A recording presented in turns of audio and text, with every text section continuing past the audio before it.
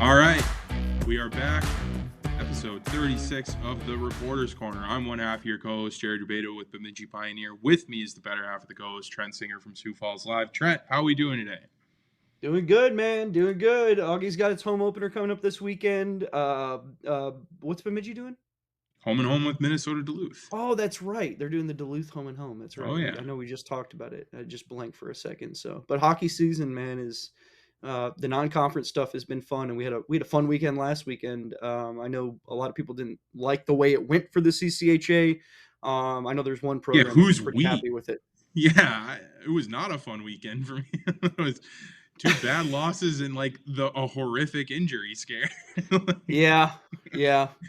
But no, hey, look, it's college hockey. Hockey season's back. Losing hockey is still hockey, and it's better than whatever I do in the summer. So, yeah, no, and we have a good one this week, and I think a pretty topical guest was Gavin. It's Gavin Best from Ferris State. I'm pretty sure he was forward of the week, right? He was. Yeah, Yep, 3 goals. 3 goals. Had the game winner against Western on Thursday night when the Dogs upset top-ranked Western Michigan, defending national champion, broke a huge regulation winning streak at Lawson.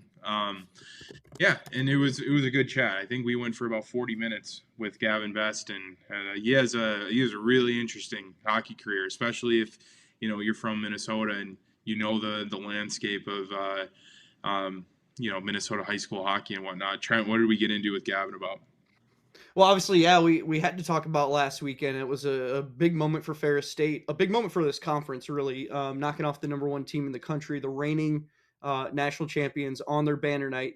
Ferris State won that one 3-2, and I thought they were gritty the second night and lost in 6-4. We talked a little bit about Hobie Hedquist and his performance. And then we got a little bit into what these last couple of years have been like for Gavin, in making the decision to go to Ferris State. We went through the hockey career, and one that started in Richfield, Minnesota. He played for Blake School. There's a lot of guys around the conference and around the league really who have ties to that school, and he had a magical moment in a lot of ways to get Blake School to the state tournament his senior season. I believe that was in 2020, just before the pandemic. And then we talked a little bit about what the implications of the pandemic were for him as he kind of got his hockey career going. We talked a little bit about the junior career. He got to stay at home and play for the Minnesota Magicians in the NAHL, and what those 2 years were like for him. And eventually he makes his way to Michigan State, where his hockey career started. And we talked to him a little about that decision following that sophomore season to come to Ferris State, play for Bob Daniels' program. He had a breakout season last year, 19 points, 10 goals. Was really one of those surprises that teams need in order to kind of propel themselves forward. And if you guys remember last season, Ferris State was pretty hot going into the playoffs, and pretty inspired group playing for Coach Daniels in his final season. And then, of course, the coaching change this year with Brett Riley taking over the program. We got his take on sort of what that's looked like as far as the newcomers, the 13 transfers that are with this program now, as well as those 17 guys who stuck around and are still with the program through the coaching change. So, of course, we closed it out with our one-timers, and they were great. I mean, Gavin was just a great guest all around. And for Ferris State fans, I think you're going to love this one. Just a really down-to-earth guy. He's a golfer, and so he had some good takes on who's the best golfer on the team, biggest sandbagger. So be sure to listen out at the end of this episode for that. So really good chat with Gavin, and glad he came on, and thankful for him for coming on the show this week. Yeah, absolutely. So let's kick it over to our interview with Gavin Best. All right, it's interview time, and we were looking to talk to a dog today who was coming off of a pretty big weekend last win. So we brought on Gavin Best from Ferris State. Gavin, thanks so much for joining the show. How's it going? I'm doing well. No, thank you guys. Thanks for having me. Happy to be here. Yeah, and let's just hop right into it. It was an impressive weekend for Ferris State. Obviously it was a big split with Western. You pull out a 3-2 win on Friday night. You get the game-winning goal. Just talk about that experience, not only with what happened on the ice, but also with kind of spoiling the celebration there and banner night, all the festivities that were up at Lawson. Yeah, no, it was a super fun night. Definitely something that I and our team will remember for a long time. Obviously, like you said, it was cool to kind of go in there and play spoiler when they're, first home game of the year and riding high off the banner night and everything. So it was super fun. Obviously, for the program too, it was our first win at Lawson in quite a long time. So that obviously is one of the best environments in college hockey, in my opinion. I love playing there. It's just, even as a visiting team, it's so much fun. The energy in there is awesome. So that was one we had circled before the year, and it was good to go in there and put on a good performance. Yeah, and I mean, you talk about how it's been a while since Ferris has went into Lawson and won. It's been a while since anybody's gone into Lawson and won, especially in regulation. It was 26 straight wins in regulation for Ferris or for Western. Obviously that first weekend you run into a much improved Miami team that's kind of trying to rewrite all the the bad juju they had last year, and I think they showed they're a little bit more of a player this year, and to kind of rebound from that and get a win, and not only a win for you guys, but Brett Riley's first win as head coach at Ferris. Just talk about what that can do for this team in terms of confidence and momentum moving forward. Yeah, like you mentioned, we didn't have the results we wanted to at Miami to start the year. Bit sloppy, not disciplined. I think we spent too much time in the box that weekend, and so we were looking to rewrite the ship. And it started with belief and a really good week of practice that led into those games. But I think, like you mentioned as well, Miami's definitely, I think, a better program this year. And it wasn't like we took them light by any means. I just think that we didn't play our best, which kind of happens. And sometimes it's good to, get it handed to you a little bit early. That can be good for the group. And then I think to respond the way we did and show that we're, the hockey that we're capable of playing, I think was huge. So yeah, I think really two actually very pivotal weekends early on for us.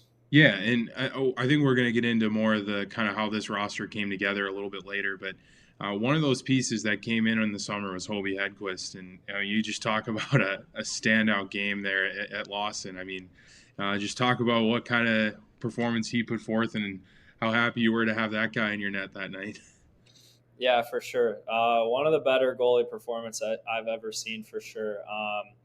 I told him that too, like super, happy and proud of him. Like, I mean, what a game. It's something that, performance he's going to remember forever too. So, no, but that's awesome. We are very confident in our goalie room. Him and Noah have kind of split to start the year here, and we have a ton of confidence in both of them. And for Hobie to go do that at Western was awesome. Very, very proud of him for that. And hopefully he can ride that performance, and there's more of that to come. I don't think it would be right if we didn't ask this question. Every time we have a Ferris State person on, we have to ask the question. I mean, you were one of 17 guys who was a part of this program last year, and obviously it was Bob Daniels' final season at the helm. One of the winningest coaches in the history of college hockey, and has always been such a gem when Jared and I have gotten the chance to talk to him. I know you only played one season with Coach Daniels, but what was it like to play for him in that final season as a coach? It seemed like he sort of galvanized you guys a little bit towards the end of the season when everybody sort of found out that obviously it was going to be his final season, and the final season with Drew Famulak and Mark Kaufman and some of those assistants who have been there for so long. I mean, what was that experience like for you to just be able to play for him, a legendary coach in this game? It was cool. I mean, like you said, I only was only with him for that 1 year, but it was great. I think Bob and the whole staff, they're all really good guys. Awesome, like you just mentioned too. Awesome to talked to. Everyone's had, good interactions with Coach Daniels. So, yeah, great guys. It was great to get to know them, have to play for them. They brought me in and showed a lot of trust in me and my game. So I'm very fortunate to have, had that experience with them. Yeah, and obviously Brett Riley gets hired over the summer. Just talk about your first impressions of him and kind of your first conversations with him after he got hired. Yeah, when I think about Coach Riley, I think he's come. It's very obvious that he's very determined. He's very passionate about hockey, and he's very prepared. So I think those three things were evident very early on.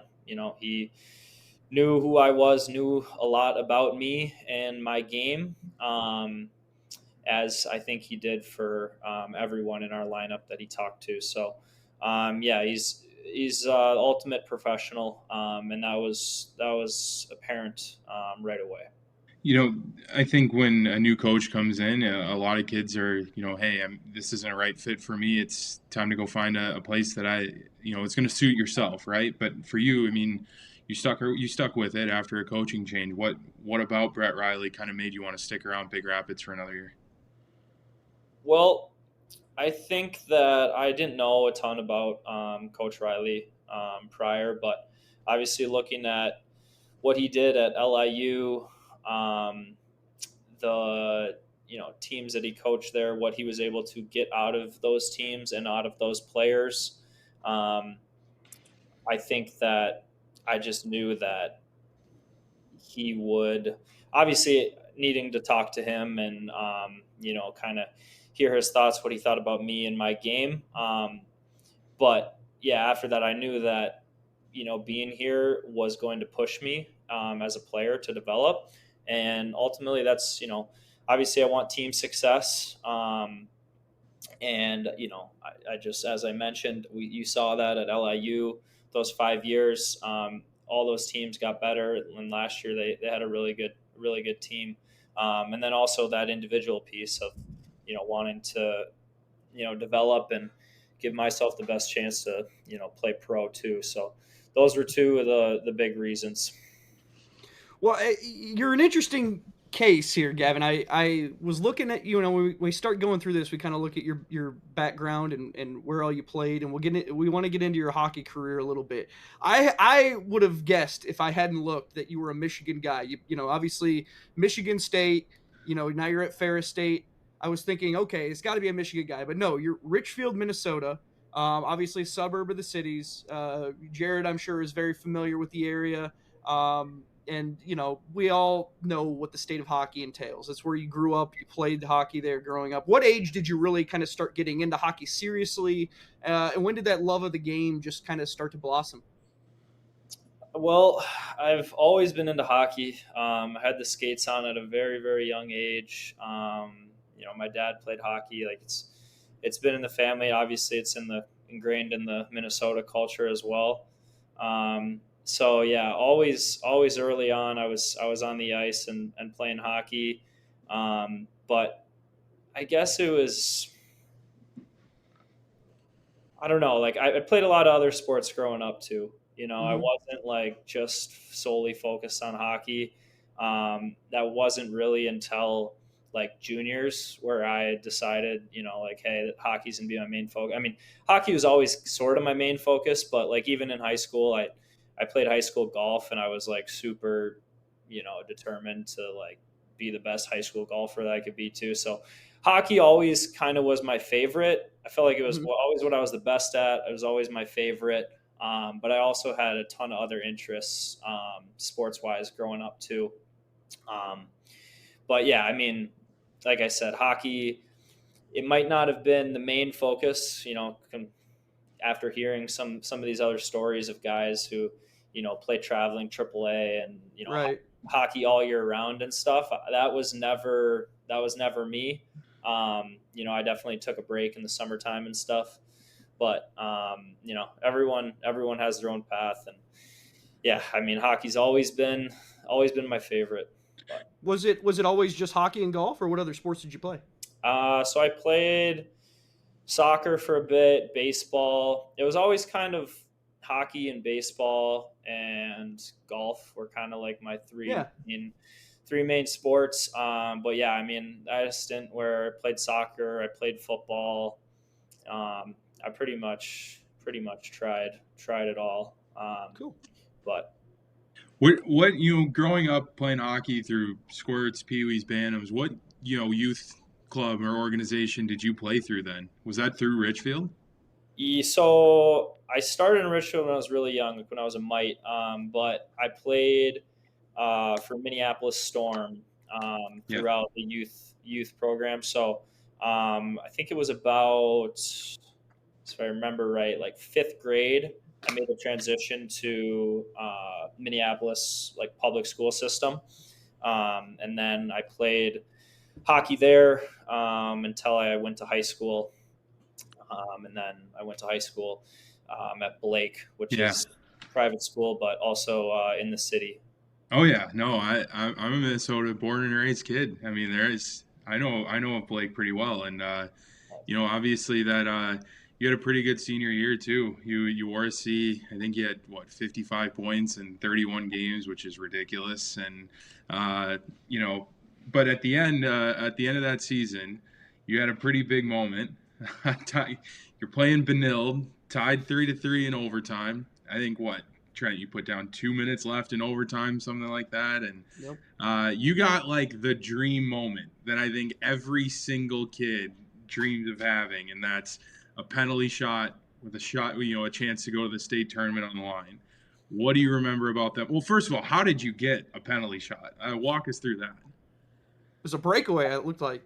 Yeah, no, it was, as you mentioned, it was storybook stuff. It was pretty cool that happened. But yeah, it was just kind of like you said, like 2 minutes, something like that, like 2:30 left, something in that range, and it was kind of a neutral zone regroup, and I kind of just stretched and saw the D were kind of stretched apart, so I just cut behind one of them, and I got a pass from one of my teammates and good buddies, Joe Miller, passed it to me right up the middle, kind of split the D, and then as I was going in there, I just got hauled down, kind of like tackled a little bit, top of the circles in the crease, into the crease, and then yeah, I crashed into the boards and looked, and I saw the penalty shot. I was like, wow.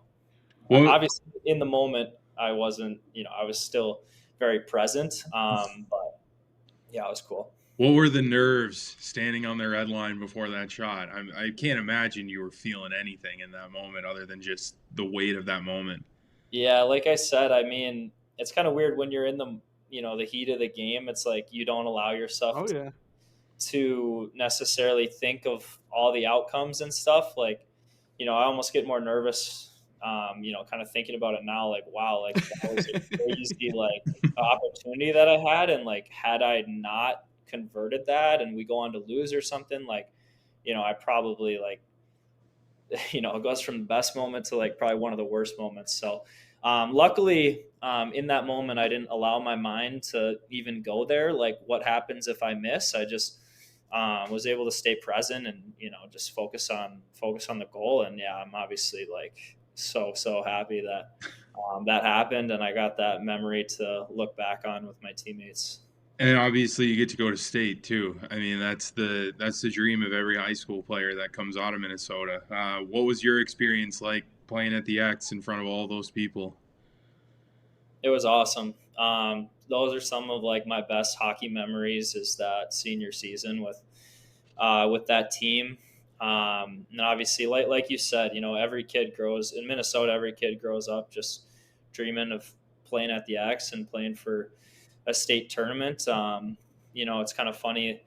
I don't know, can't speak for everyone else, but in other places around the country, I think kids grow up like dreaming of college hockey or national championship or the NHL, whatever it is. But truthfully, just growing up, like that was like the pinnacle. Was like I would go to high school games. I'd go to the tournament every year. Like those guys were like the guys I looked up to. Um, Yeah. and I didn't look too much, I'd go to Gopher games, but didn't look too much past that. So, yeah, to some people it sounds crazy. Like high school hockey was like my hockey pinnacle for a long time growing up, but for whatever reason it is, that's just the way it was in Minnesota. That's the way it was for me. So like live out that childhood dream was super cool. And then, playing some really fun games in front of 18,000 at the X is definitely something I'll remember forever too. What's it like skating on the ice at the X for the first time? Going out for that first warm up skate, obviously going out for the starting lineups, flow skate, everything. Just talk about those moments. I'm sure they're pretty I didn't pretty even get vivid to. memories. We could have probably tracked down. I didn't even see if we could find a picture of the hair. Hair wasn't great. I kind of grew it out. Yeah, I grew it out that year, but like my hair doesn't really grow out that great. So it was nothing special. It was not a great look, but Not an yeah, all hockey hair. cool. I Yeah. just remember being super excited, like just like taping my stick on the bench, like with some of my best buddies who I'd played hockey with since I was like a squirt. Like, those are really cool memories. And then just, yeah, stepping on the ice and warm ups and like having the school there to support that first game, like just super, super cool. Yeah, I just wish I could go back and repeat those memories, but Yeah.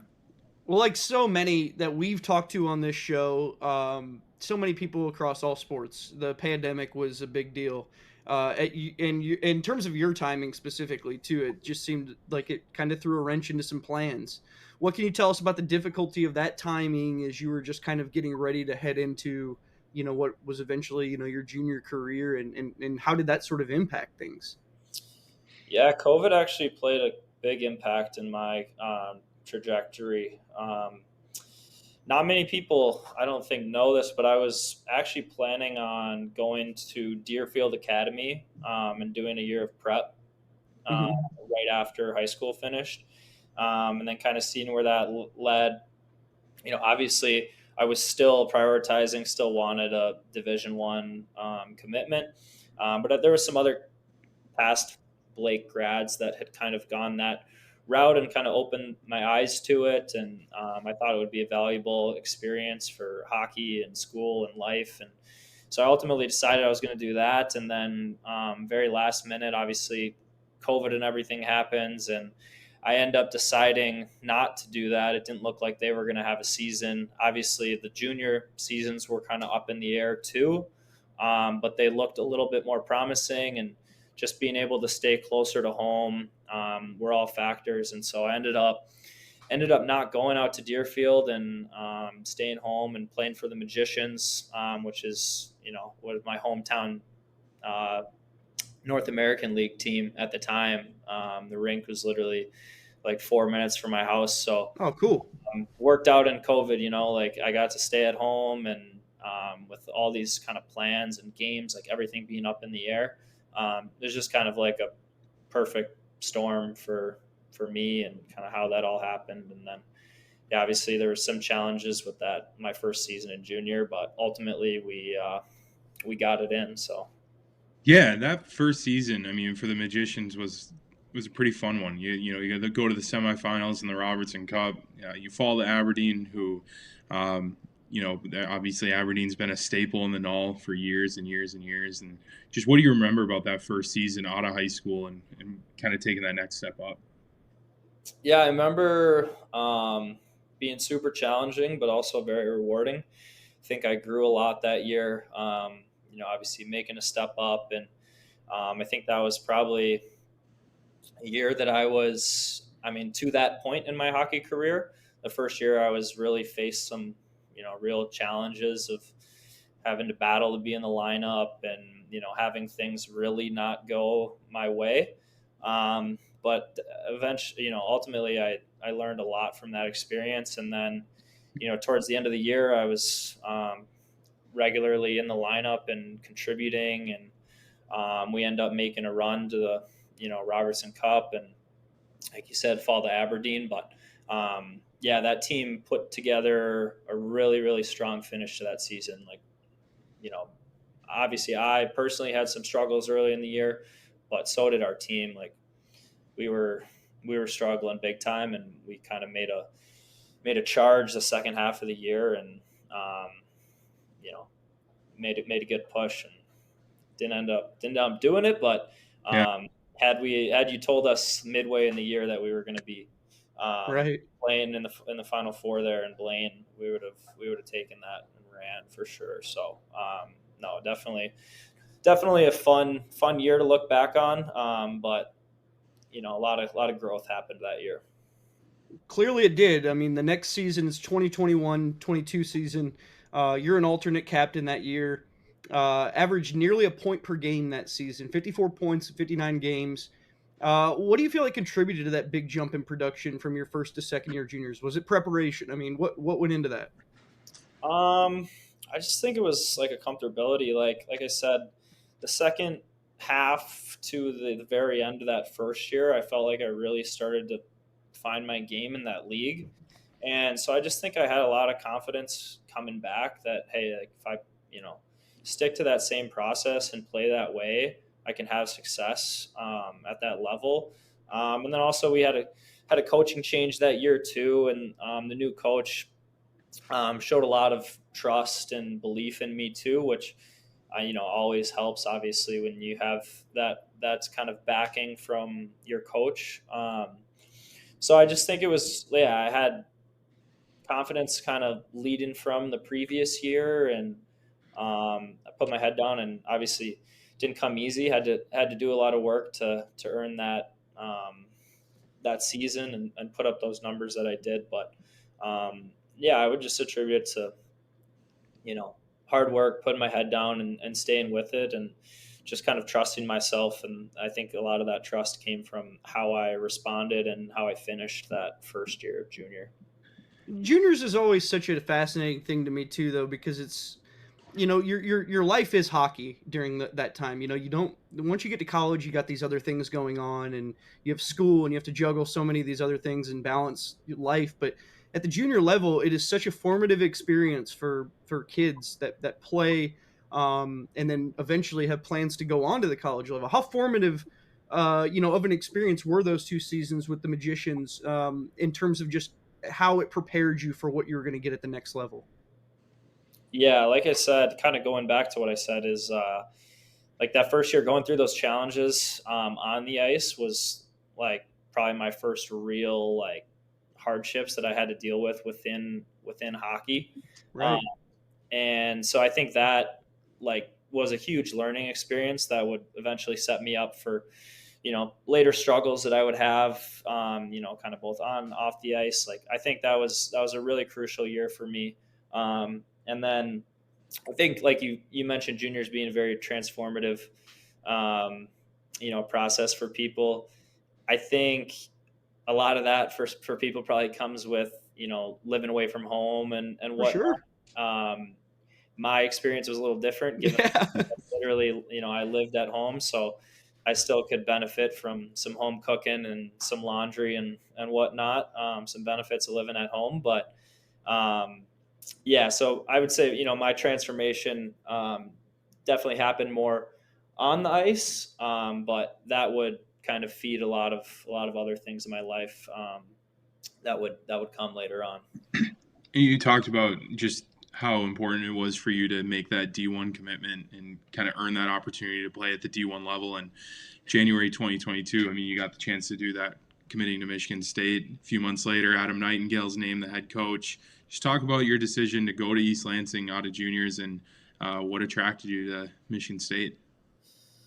Yeah, so a lot to unpack there, but obviously Michigan State, came calling, and I went on a visit and just fell in love with the school in East Lansing. I think it's a super super cool, history with the program, and obviously the school itself is just awesome. So, going there, visiting, I was like, man, this is what I want to do. Like, it's easy to get sold by some of those big programs, but no, it was good. I mean, I liked what they were telling me, and obviously I loved the school. So I ended up making the commitment, and then, like you said, they ended up hiring a new coach. Adam Nightingale came in, and so then kind of my, you know, future was up in the balance again a little bit. I didn't know Nighty at the time, and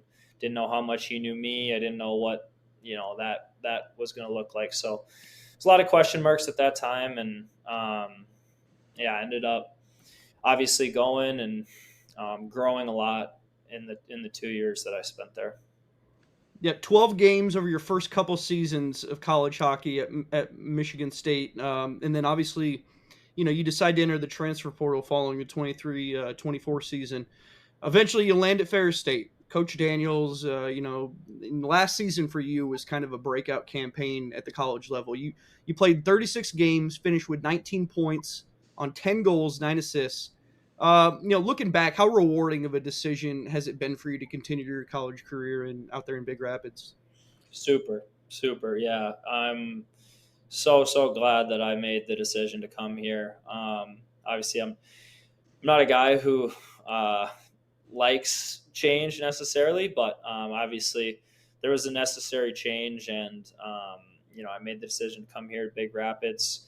Never, I'd been here. I didn't really know much about the community or the school, but it turned out to be, I think, the best decision that I could have made. So I'm very pleased with it.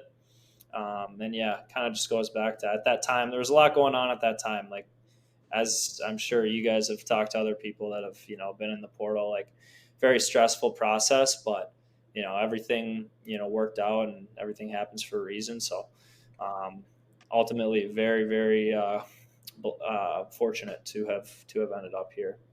I mean, Trent said it. It was a breakout year, and obviously, you get another offseason to kind of build off of that. What were some of the areas that you wanted to take a step forward in this past offseason going into this year? Yeah, that's a good question. I think for me, obviously, still, coming off season with 10 goals, I think that I wanted to, look to build off that. And so obviously shooting the puck and looking to shoot, I think of myself as a playmaker. I'm always kind of pass first mentality. So I got to remind myself in those opportunities where, I'm in a good spot, that I got to trust my shot and I got to shoot. So worked on that.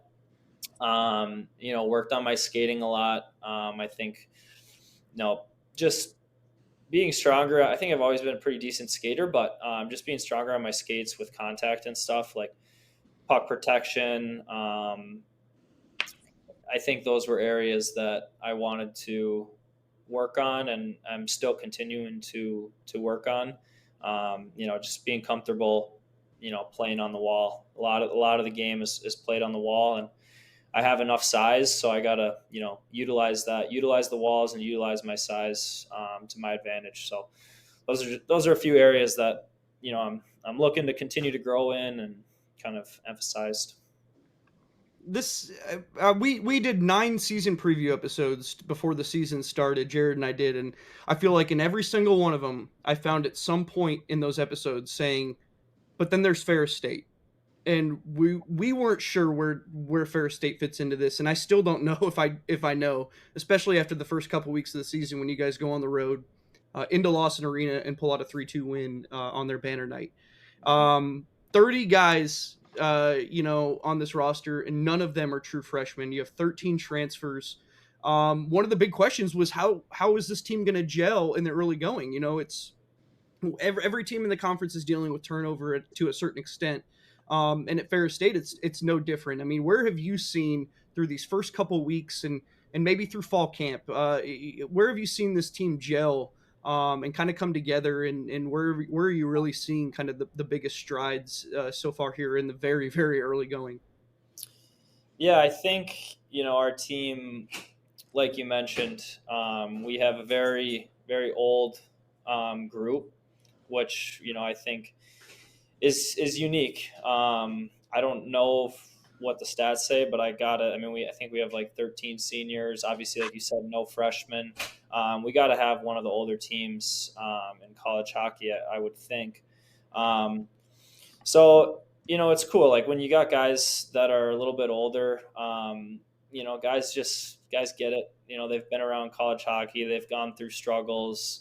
That's one of the things I love about coming here. I just felt like everybody's like on the same page. I don't know. Everybody's mature. Like there's no freshmen that gotta like feel things out, and which those can be fun things to deal with within a team too. But no, I just think it's super unique. We got a super mature group who's like, everyone's bought in. Like, who knows what's going to happen a year from now? We got a bunch of guys that are going to be fighting to continue to play, and so I've liked how we've gelled so far. And I think, like I said, I think a lot of that comes back to our maturity as a group. You guys are the oldest team in the country, by the way, at 23 years and 1 month. Is it really? Yeah. Where did you find that, Jared? College Hockey News had it. Is it CHN? Yeah, you're tied with Niagara at 23 years, 1 month. And okay, that's good. I was wondering. I knew we had to be up there, but yeah. Yep. Hey, here we go. Got Augustana beat by about 3 months on average age. So. Okay. Yeah, no, it's super exciting. But we're going to transition here into our kind of funner questions and some of the one-timers here. And we'll start with a common one, and that's just, where is the toughest place you've had to play in the CCHA so far? Toughest place, CCHA. I guess he hasn't probably been to every place, too. Yeah, I was going to say that. Man, I would say... I'm going to say BG. I liked BG a lot. I like playing in their barn. We get that a lot. But it's tough. But yeah, I haven't been everywhere. I've yet to go to Augustana, yet to go to Mankato. So I know that those are really good environments too. But BG is one of my favorites. I enjoy playing there. What about the toughest place in all of college hockey that you've played in? Lawson's got to be up there. Yeah, it's got to be Lawson or Yost. Yeah. My first ever game was at Yost, and obviously there's a bunch of great atmospheres out there. Like I haven't played out on the East Coast or anything, but for me it would be Lawson, or my first game at Yost was pretty electric too. I think it was Josh Grohl who said it last year, Trent, but when he said he played at Yost, it was like the warmest rink ever played in, where it's just, you're just dying under there. Yeah. Ice sucks too. I think he was talking about the ice. Is there any truth to that? I don't necessarily remember. I mean, the away like environment, like the locker room is tight. Like that whole building is just kind of tight. Like the fans are kind of on top of you. It's like the loud bleachers. And so there's just like, I don't know, it's kind of a recipe for like a lot of noise and just like being uncomfortable as a visiting team there. Like just nothing about that environment is comfortable as a visitor. I've never been there, but it's a very cavernous sort of arena too. And those tend to be, a little intimidating sometimes for people. I want to ask you this one too, is growing up, my assumption is you're a Wild fan. You grew up right next to him, but is there a pro, is there a player at the pro level that you've always admired the most, or maybe somebody that you've tried to model your game after? I mean, either of those. Yeah. Yes. Definitely a Wild fan. Oh yeah. Growing up, obviously I was like a big fan of Marian Gaborik. Like he was like my guy, my first, guy that I loved on the Wild. He was the first guy for like everybody. Right? Yeah. Right. Yeah, with especially with the Wild being like a new team. I mean, 2000. Yep. I was born in 2001, so he was like kind of iconic for a lot of Wild fans. But yeah, he was the first, and then obviously now like watching like Krill and Boldy and what they're doing right now, like they're so fun to watch. Boldy is more someone who I try and like would like to replicate my game after. I think kind of taller, lankier forward. who can do a lot of different things. So he's someone who I definitely watch his game and try and emulate pieces of it. Yeah. Who's the most talented player you've ever played with? Could have been in college, could have been in juniors, high school, wherever. Just most talented guy you've ever got to play on the same team with. That's a good question. Besides Will Svendal. Besides Svenny. I wasn't going to say Svenny. I'm sorry. I'm sorry to Svenny, but he wasn't going to answer. But man, that's a really hard question because I've played with a lot of great players. And yeah, I mean, a lot of guys with a lot of talent, but man. Is there any pro guys? I mean, sometimes, you know. I'm going to say Joe Miller. Yeah, okay. Give a nod to one of my Harvard, right? Longtime buddies, but yeah, me and Joe played, and Sven too. Played hockey growing up together for a long time. But yeah, Joe has Sven slightly on the just I don't know, the talent or most skilled, but that's all right. Svenny knows that, it's no secret. So Joe's more skilled than me too, but yeah, no, he's super skilled. I played a lot of hockey with Joe growing up. And yeah, like you said, he's at Harvard now doing his thing. He's captain over there. So yeah, wish Joe all the best this year. Maybe I'm teeing this one up for you now. Who is the most underrated player you've ever played with?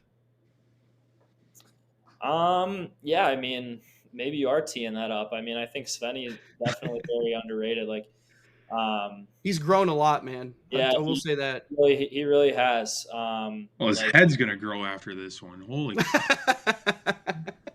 No, it won't. That's the thing about Svenny. His head's not gonna grow. It's 100% true. But no, Svenny. Yeah, Svenny's a great competitor. Works his bag off, and like you said, he's grown a lot, and that's no surprise. You know, he's a guy who's always put his head down and put his best foot forward. So, yeah, definitely very happy for him too to get a leadership role at Augie this year. Who's the most famous person in your cell phone? We've had some good ones for this. I always got to say that. I don't know if I wanna. I don't have a ton of famous people. I mean, when I was at State, I played with a couple guys who are playing in the NHL now. So I don't know if I want to make Ike's head any bigger, but Isaac Howard, I mean, he's kind of famous. I don't know. Oh yeah, yeah. He's playing on a Stanley Cup favorite right now. Yeah, yeah. So I don't know. Maybe him. I don't know if I want to say that, but maybe I don't know. I'd say like Darby Hendrickson. Okay, that's a good one. He's again sort of famous. I mean, coached in the NHL. He's very well known around the Minnesota hockey community. So Richfield guy too. Oh yeah. Parents kind of grew up with him. So family friends with the Hendricksons. That's our last one here for you, but it's my favorite one. It's Jared's favorite question. I'm a big golf guy. I know you're a big golf guy. So who is the best golfer on Ferris State, and who is the biggest sandbagger? Well, I don't want to sound conceited, but I feel like somebody may have said you in the past. Yeah, no. I'm gonna say I'm the best on the team. And yeah, if guys want to challenge that, I'll gladly take them on. The biggest sandbagger. You got to name someone for this one. You can't fall on the sword. Yeah. No, I'll name somebody. I don't know. There's a few. I'm gonna say Jack Silich is the biggest sandbagger. He's good. He's a good golfer. He is a good golfer. He pounds the ball. But I don't know. He came to mind. He's up and down. He can put together some super good rounds, and then like everybody, You know, everybody's up and down. They can lose some ball, but that's what happens when you pound it off the tee. You know, when it's not going well, then it's really not going Yeah. well. Oh yeah. But no. But then he Silly's- puts it together and he starts asking you for strokes. It's like, no, exactly. That's part of what I say that too, is because like he's dangerous. You know, like Yep. he could have maybe some bad scores just because whatever, he's got one round where he's blowing it around a little bit, but like when he's dialed, he can sneak up on you. He could for sure beat me if he's dialed. So, but yeah, that's fine. I'll say silly. He can take it too, so I'll give him a little crap. yeah, you're gonna have to. It sounds like you're gonna have to prove that you're better than him before the snow hits in Big Rapids. Yeah, that's fine. We can do that. Gavin is going to be a player in the alumni tournament to come, man. I can tell you that. Yeah. For sure. I will definitely be looking to come back. Awesome, man. But that's all we got for you. Yeah, we got all our questions out. So thank you so much for joining us Gavin. today. This was awesome. Cool. Yeah, no problem. Thanks for having me on. I enjoyed it. All right. Once again, thank you to Gavin Best for joining the show, and thank you to our producer, Perry Lascaris. Subscribe to the CCHA Show on Spotify, Apple Podcasts, or wherever you get your podcasts from, and subscribe to the CCHA on YouTube. Follow us on Twitter at Trent Singer and at Jared Rubado BP. You can check out our work at BemidjiPioneer.com and SiouxFallsLive.com.